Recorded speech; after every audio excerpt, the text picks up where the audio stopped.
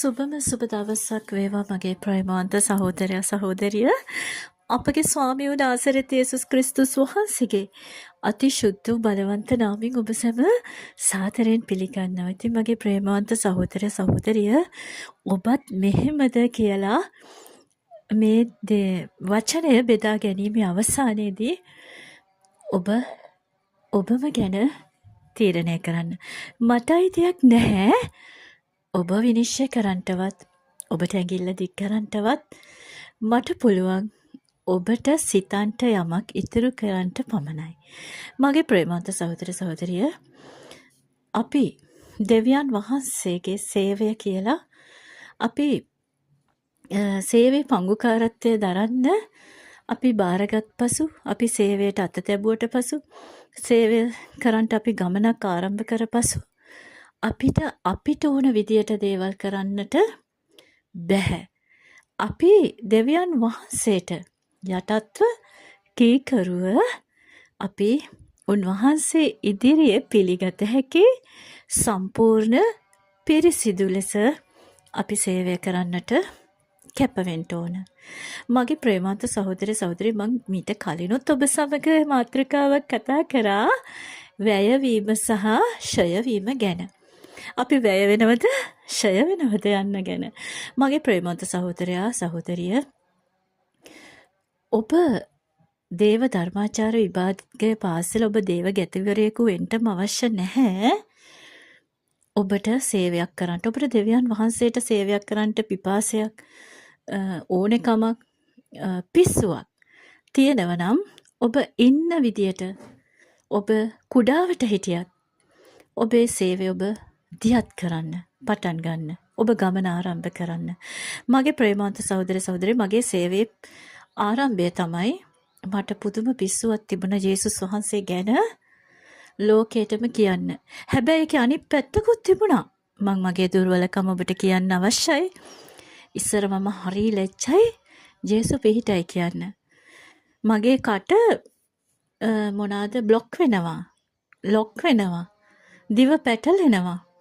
මට පුදුමාකාර උද්දච්චකමක්, උඩඟුකමක්, මහා ලැජ්ජාවක් තිබුණා ජේසු පිහිටයි කියන්න. දෙවියන් වහන්සේ වෙතට මං ආවෙත් බොහොම අමාරුවෙන්. දෙවියන් වහන්සේට විරුද්ධව කතා කරපු, දෙවියන් වහන්සේගෙන් කීප වතාවක්ම යෝනා වගේ හැංගිලා ගියපු මිනිහෙක් මම. නමුත් උන්වහන්සේ මාවත් ඇරියේ නෑ මගේ ප්‍රේමවන්ත සහෝදර සහෝදරිය. ඉතින් ඒ වගේ තමයි මම අද ඔබ සමග කියන්නේ අපිට අපි තුලින් නොකරපු දේ දෙවියන් වහන්සේ තුල උන්වහන්සේ අද අපිව හරිම ලස්සනට, හරිම අලංකාර ලෙසට, ඒ වගේම හරි පිරිසිදුව සම්පූර්ණ ලෙසට උන්වහන්සේ අපිව පාවිච්චි කරනවා සේවය උදෙසා. මම උන්වහන්සේ පිළිගත්තට පස්සේ මට ටික කාලයක් යද්දී මට තේරුණා මම වෙනස් වෙන්න ඕන, මම අලුත් වෙන්න ඕන. මට මේ හම්බ වෙච්ච ප්‍රේමවන්තය ගැන මම ලෝකෙට කියන්න ඕන කියලා. ඉතින් මගේ ප්‍රේමවන්ත සහෝදර සහෝදරිය, මගේ සේවයේ පළවෙනිම දේ තමයි මම යේසු ගැන මට තේරෙන විදියට, පුළුවන් විදියට, අනේ මම වැරදි හරි මම යේසු ගැන කිව්වා. මම දන්නේ නැහැ දේව වචනේ, බයිබලේ මම හොඳට දන්නේ නැහැ. මට බයිබලයක් තිබුණේ නැහැ. අනිත් හැමෝටම බයිබල් තිබුණා. මම බයිබලේ කතන්දරෙත් ඔබ සමග කියන්නම්. ඉතින් මට බයිබලයක් ගන්නට තිබුණේ නැහැ. මම ඉරිදට තමයි කාගේ හරි බයිබලයක් ආසාවෙන් අත ගන්නෙ. බයිබලයක් ගන්න මට වත්කම තිබුණේ නැහැ. ඒ කාලේ බයිබලය රුපියල් 800ක් වගේ වෙනවා. දේවස්ථානයේ නිකන් බයිබල් දෙන්නේ අද වගේ. අපි ගන්න ඕන. දේව ගැතිතුමා ෆුල් ෆිට් එකේ ඉඳන් කෑ ගහනවා. බයිබලයක් නැත්නම් හිඟා කාලා හරි බයිබලයක් ගන්න කියලා. ඔබේ දෙයක් කැප කළා හරි බයිබලයක් ගන්න කියලා. ඉතින් මගේ ප්‍රේමවන්ත සහෝදර සහෝදරි, මම ආසාවෙන් බයිබලේ ඉරිදක් පාසා ඉරිදක් කාගේ හරි බයිබලයක් අත ගන්නවා ආසාවෙන්. ඉතින් මම දෙවියන් වහන්සේට ආඥා කර වැඩි කාලයක් ගියේ මට බයිබලයක් ගන්න ලැබුණා. මම ඒ කතාවත් ඔබ සමග පසුව බෙදා ගන්නවා අනිවාර්යෙන්. ඉතින් මගේ ප්‍රේමවන්ත සහෝදර සහෝදරිය, මට පුළුවන් විදිහට මම සුභාරංචිය කියන පටන් ගත්තා. මගේ ජීවිතේ මහා පෙරලියක් වෙන්න පටන් ගත්තා. දෙවියන් වහන්සේ මාව පුදුම විදිහට පාවිච්චි කරනවා කියන එක මට දැනෙන්න පටන් ගත්තා. මගේ හැම බලකොටුවක්ම බැම්මක්ම මම හිර වෙලා ඉඳපු ඒ හැම එකක්ම බිඳෙන්න පටන් ගත්තා, කැඩෙන්න පටන් ගත්තා. මාව නිදහස් වෙනවා කියලා මට දැනෙන්න පටන් ගත්තා. මම ජීවත් වෙනවා කියලා මට දැනෙන්න පටන් ගත්තා.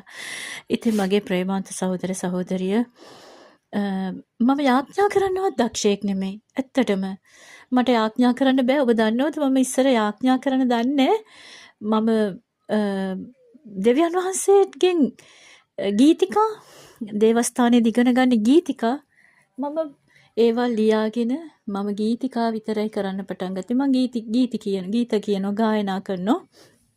මට යාඥා කරන්න බෑ. පසුව ඒවටම හරි ආසයි. මනුෂ්‍යයන් උදෙසා සේවය කරන්න, යාඥා කරන්න, මැදහත්කාරකම් කරන්න මම ගොඩක් ආසයි. හැබැයි කාලයත් එක්කම ගෝලත්ව පුහුණු පාඨමාලාවට මම සහභාගී වුණා. දෙවියන් වහන්සේ මට යාඥා කරන්න වචන දොරක් මගේ මුඛයේ තොල් ආලේප කරා. ඉතින් හඬ ආලේප කරා. මගේ ප්‍රේමන්ත සහෝදර සහෝදරිය ඔබට හිතෙනවා ඇති ඒ කෙනාද මේ ඔබ සමග වචනය බෙදාගන්නේ දේශනා කරන්න කියලා. මගේ ප්‍රේමන්ත සහෝදර සහෝදරි මගේ දුර්වල කමේදී මාව ශක්තිමත් කළේ මහෝත්තම දෙවියන් වහන්සේ.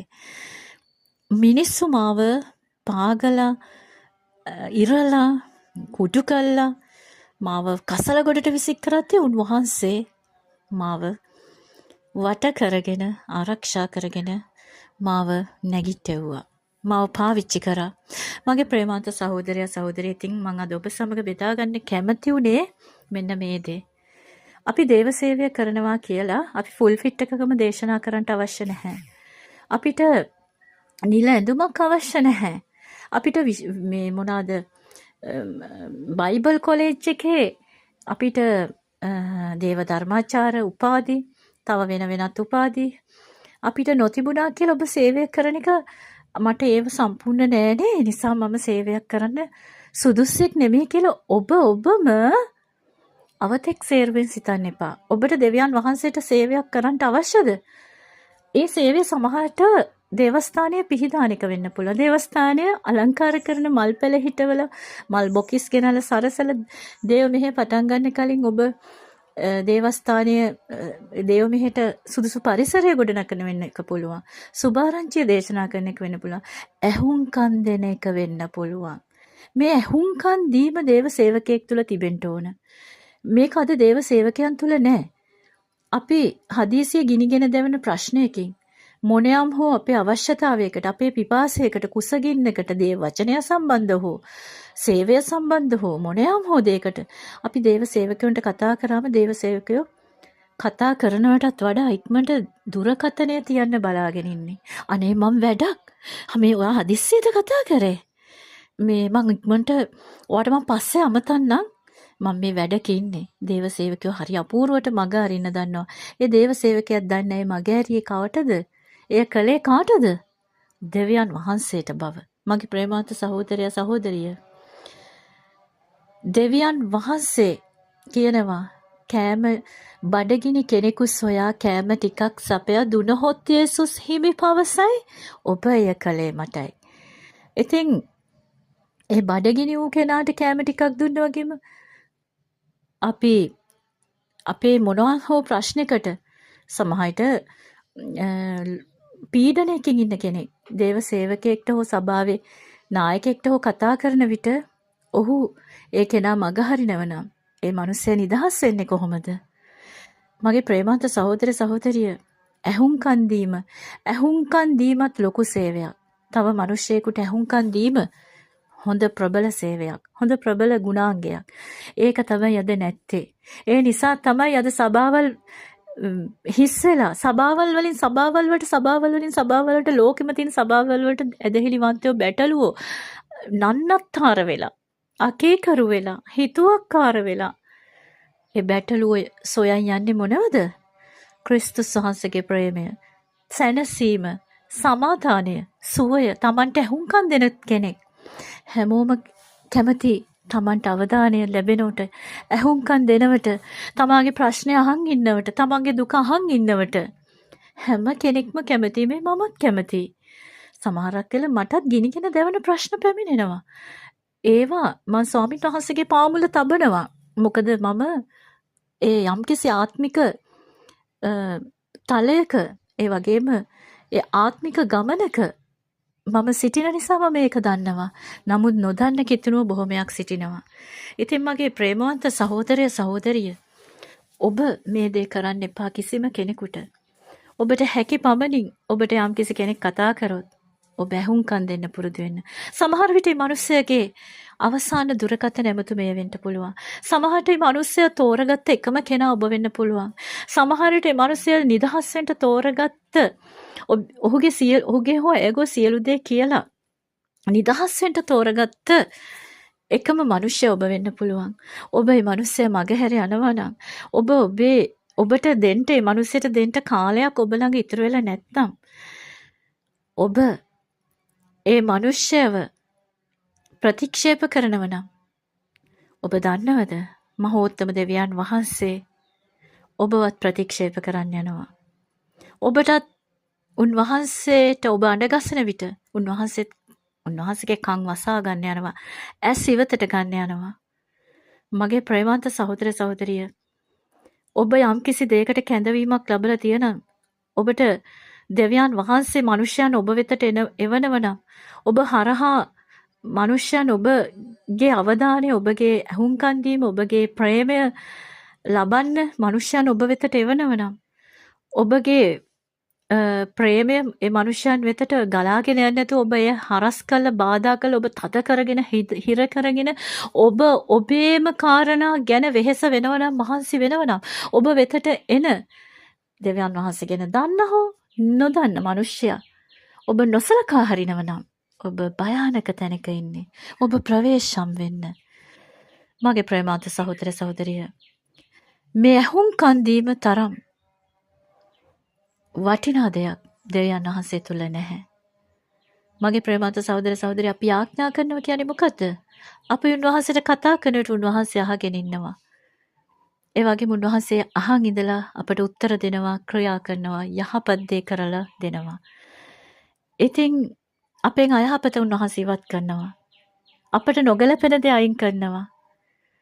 ඉතින් අපි කතා කරනකොට උන්වහන්සේ අහන් ඉන්නව ක්‍රියා කරනවා.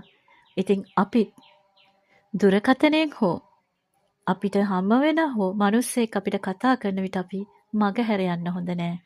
අපි මේ මිනිස්සයා ඉන්න ඒ මිනිස්සගේ තුවාල වෙච්ච සිත අපි සුවපත් කරන්න ඔබට මූල්‍යමය ශක්තිය නැත්නම් ඔබට යාඥාවෙන් හරි ඔබේ මෘදු වචනෙන් හරි සුද්ධ ලියවිලි වල තියෙන දේව වචනෙන් හරි ඔබට සුවපත් කරන්න පුළුවන්. ඔබේ සිනහවකින් සුවපත් කරන්න පුළුවන්. ඔබේ එක වචන මාත්‍රයකින් සුවපත් කරන්න පුළුවන්. ඔබට එදිනෙදා ජීවිතේ හම්බ වෙන ඒ මිනිස්යන් ප්‍රතික්ෂේප කරන්න එපා, මග හැර යන්න එපා. ඔබට යම්කිසි දුරකථනයකින් හරි මිනිස්සෙක් කතා කරනවද සහනයක්, ඔබගේ ඇහුම්කන් දීමක්, ඔබගේ පිළිතුරක්, වචනයක් බලාපොරොත්තු වෙමින් ඔබ ඔවුන්ට කාලය දෙන්න අමතක කරන්න එපා. සමහරට ඔබ ලොකු වැඩක වෙන්නේ නැති. ඔබ ඒ වැඩේ පසෙක තබා ඔවුන්ට කාලය දෙන්න කියනව නෙමෙයි.